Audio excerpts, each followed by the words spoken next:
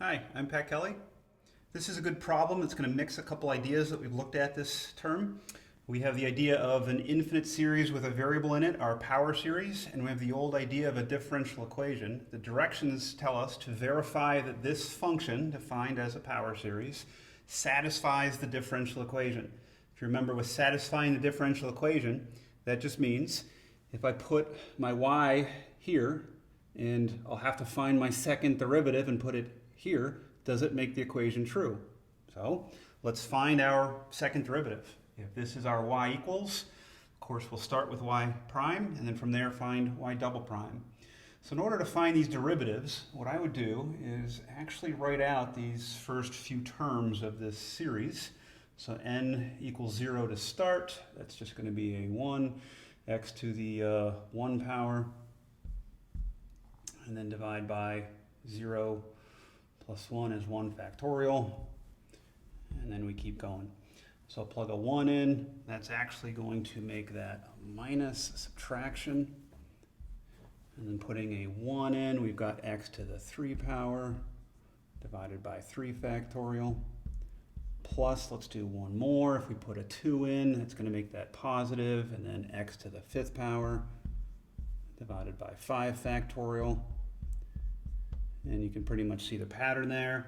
But all that's really important is you see enough of the series so that you'll know what to do for y prime. Let me come here, maybe.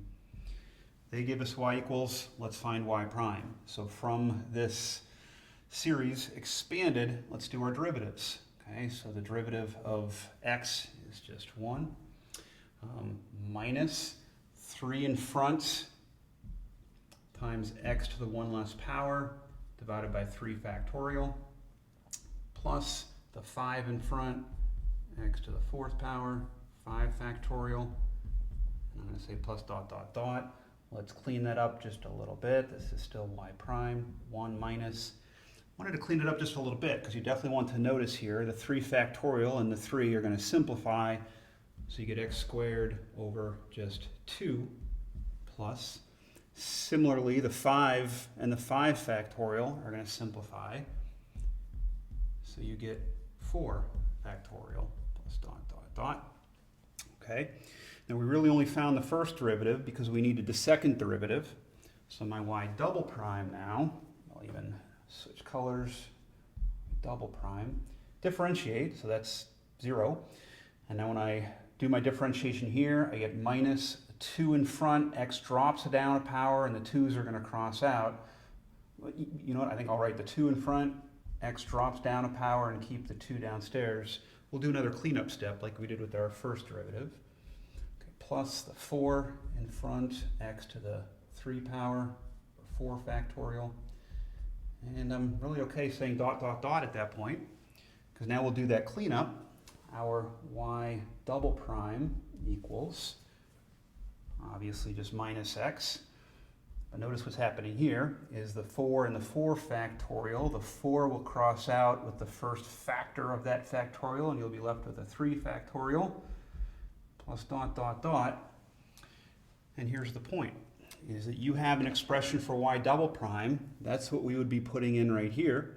And imagine adding that to your y, your original function. So this series plus this series, notice how it's matching up.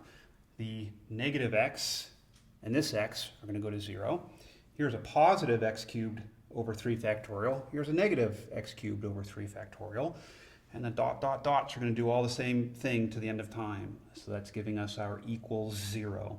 Okay, so this does check out, and that's what they wanted us to do, is verify that that y is a solution to this differential equation. Okay, thanks, and I hope that helped.